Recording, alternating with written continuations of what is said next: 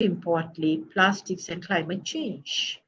Throughout its life cycle, if you see, of course, starting from these fossil fuel extractions and then the production, because so much of plastic items are being produced, so all those need energy.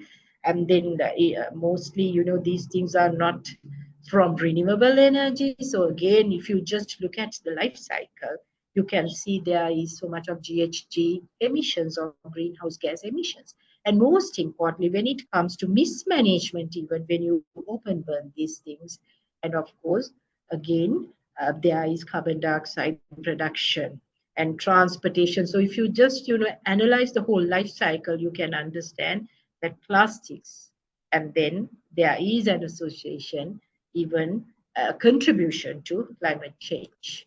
Of course, climate change is something very important again because it actually has direct as well as indirect health impacts. And then developing countries like ours, we are seriously affected. And most importantly, being an island, again, the vulnerability becomes more.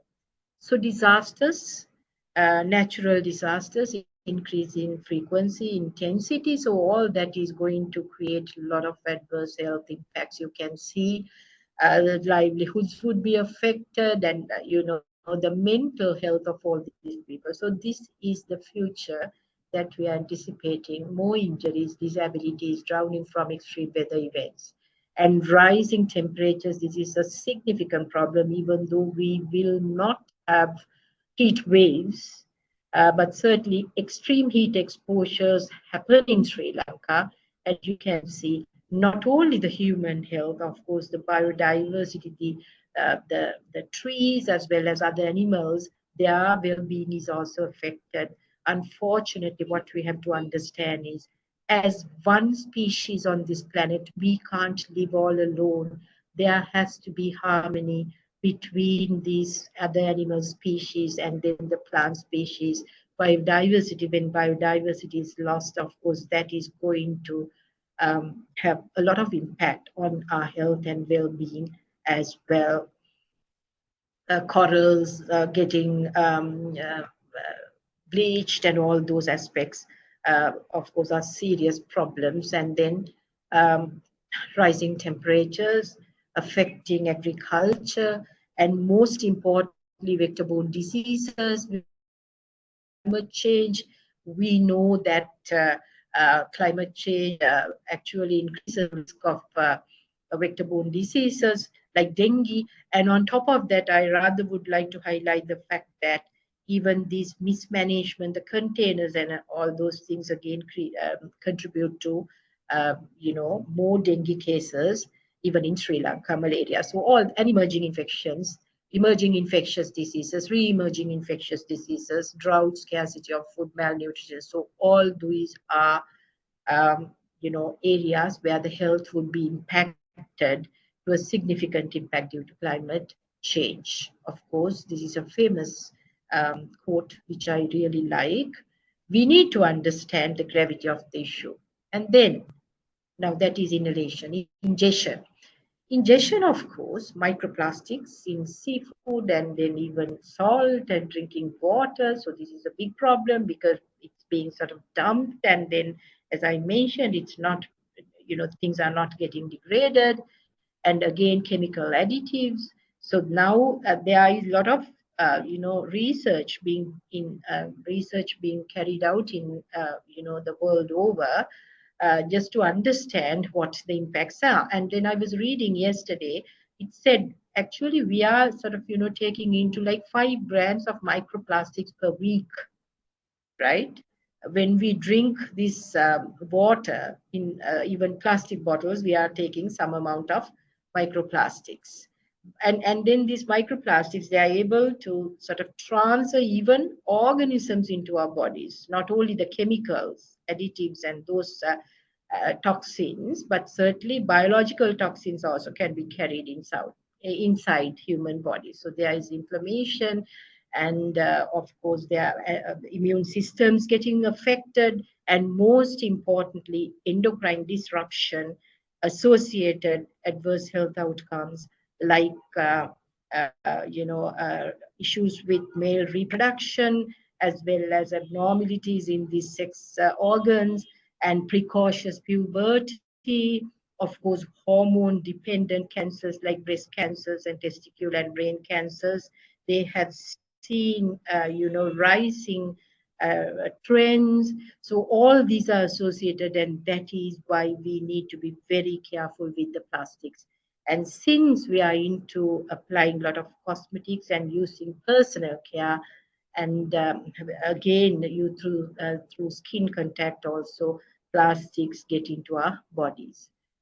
So as I mentioned, there are certain additives, especially these bisphenol S and phthalates. So those are endocrine disruptors. Especially, we need to understand these create adverse impacts, as I mentioned. And children, toys, all these things, sometimes can have these things if those things are not made into the standards. And then even now we have the plastic feeding bottles, and even the bottles that we plastic bottles, lunch boxes. So we need to be careful, because all these things, when we are using these things, microplastics can get into our bodies, and bioaccumulation and persistence in the environment. Of course, these chemicals that get into our bodies by using plastics. Sometimes they are cancer causing ones, sometimes they affect the nervous system, sometimes they are reproductive toxins, as I mentioned. So basically, I have been talking about these health effects, especially disruption of our hormone system and the gravity of the issue, the cancer causing effect, and immunotoxicity, and these other things. So I talked about these vulnerable populations, and I'm very worried about the pregnant women and infants, because they are being affected significantly due to these negative impacts of plastics. And when we were small, of course, we were sort of, attached to our mothers through the umbilical cord and the placenta. What we have to understand is, similarly, we are attached to our planet and the environment like this. Of course, we know if the umbilical cord was broken, we wouldn't have been born. Similarly, we need to understand that this connection has to be there with the environment. So if we pollute and disrupt the environment, the nature, then our survival is going to be at stake.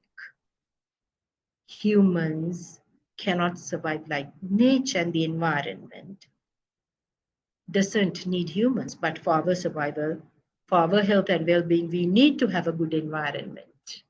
So let's try to understand about the costs, health costs. And then, of course, the economic costs, because you see, when people cannot work, there is productivity loss and all that economic cost. And can someone tell me the cost of suffering of all these things? Right? So it is a huge burden, even in terms of the monetary, even in terms of monetary wise or the economic costs. So for this, we need to sort of get together. Everyone has to get together, including communities. All individuals, we have a responsibility. So basically, just to very briefly tell you about what is happening at international level, because of the gravity of the issues in terms of the environment, health, and elsewhere. Now, they're trying to agree on a treaty to manage plastics. Basically, they are concentrating mainly on mismanagement of plastic waste. So we need to develop our capacities. Even the recycling rates in Sri Lanka is very low. It's less than 10%. So international level, there are certain things happening, plastic treaties being negotiated. National level also, the Ministry of Environment, the Central Environmental Authority, together with all stakeholders, especially the local authorities and others, they are having these plans and things like that. But implementation is very important. Provincial level, district level, and community level, household level, and most importantly, individual level, we need to see how we can manage this problem, and we can contribute not to um, engage in plastic pollution, right? So that is very important. So all of us as individuals, we have a responsibility. Now, very briefly, because of the time, I would like to mention certain things like sustainable consumption. Very few examples. Now, just think how many pens your children have. If they say, okay, I've lost the pen, you give another one, right? So this unsustainable consumption actually is creating a lot of unnecessary waste. And then you can see waste of resources, creating environmental issues, and then uh, creating negative health impacts. So these unsustainable consumption practices. So we need to engage in sustainable consumption. Small things. We were doing all these things, but unfortunately now we don't do these things. And then most importantly, we need to avoid plastic waste. We need to reduce and reuse. Now, especially rather than taking lunch sheets to pack your lunch, why can't we have the stainless steel, at least, the lunch boxes? I saw these Indian workers, the construction workers who were working, they were all having these stainless steel containers, and they were getting their lunch, packed inside that. So I was amazed, and I was thinking that they were so great, because at least they have come to this country, not their own country. They are practicing these things rather than packing the lunch in our lunch sheets. And of course, the bottles. It's very important, if we can get these stainless steel, maybe glass would be better, but I understand there are feasibility issues. So whether we can get into whoever who can, the alternatives. And shopping bags, now you see, we are misusing all these things. So why can't we take our own bags when we are going for grocery shopping? These are simple things. I'm mentioning only simple things, and simple things will take us through, in a great manner. Even in the developed countries, even in, the very rich countries, they don't give the shopping bags for free. The very first thing you go to the counter, they will ask, how many bags do you need? And most of them, they have their bags in the backpacks. They bring their bags. So therefore, by doing these things, by engaging in these very good habits, of course, we can contribute to even plastic waste management in a positive manner. And proper waste disposal, when there is segregation and whatever the instructions we need to follow, that would be the way forward. And no plastic burning. So if we recycle these things, of course, we shouldn't be burning these things in our own gardens. And most importantly, never ever burn plastics when you are using this firewood for cooking. So these are some of the practices we can engage in, but of course, we can, we can discuss about more things. Now, just to tell you about some certain things, like especially in hospital settings, also certain hospitals we are mentioned as plastic-free zones. But sometimes we get, so much of accusation. But why we are doing it is, just to protect the environment, the children of this country, as well as the all Sri Lankans. Now here, of course, at the security, they give this back. This was priced at 50 rupees. You need to, have a deposit of 50 rupees at the security post, and then you put all your things that you bring in. They don't allow you to take the shopping bags and things inside the hospital to the hospital. And of course, you can transfer everything to your patients, and then when you are going back, you can give this bag and get your 50 rupee deposit back. So, there are good measures which we can do. And especially at universities and workplaces, maybe canteen reforms, banning single-use plastics. Of course, in Sri Lanka, plastic straws are banned. The Central Environmental Authority, they have issued these gazettes. So therefore, it's banned. And then this plastic lunch box, the lunch packaging, that boxes are banned. right? So there are so many other items which have been identified as single-use plastics, and maybe we can implement these things, banning single-use. You can have the water dispensers, and even you can have the cups, out not made out of plastics, but certainly with there are other means. And actually, we can encourage the students to bring their own bottles. Now in other countries, recently we went for this climate change conference in Brazil, where they wanted us to bring our own cups if we wanted to drink coffee, and then, of course, water. So they have gone to that extent, not because of anything, just to protect the planet and their countries and all beings. And green procurement policies, encouraging reusable culture, and just to create awareness like what you all are doing that. So that is why I really appreciate these things. And most importantly, to have good waste management policies, and then action plans. But the most important thing is these things need to be implemented and monitored properly. Of course, students. So I really like universities taking this kind of initiatives, because you all are going to be the leaders. We need your contribution, not for anything, because most of the harm would happen to the young ones as well as the small children. So behavior change, when certain laws and when certain things are implemented, maybe just to um, uh, abide by those things, and participating in all these green and activities, and most importantly, contributing to building the evidence. You see, research, and most importantly, multidisciplinary research is very important, even for us to understand the impacts as well as to understand the effectiveness of some of these interventions, right? So, community outreach, we need to get the participation and the empowerment of communities, so you all can do a lot in those aspects as well.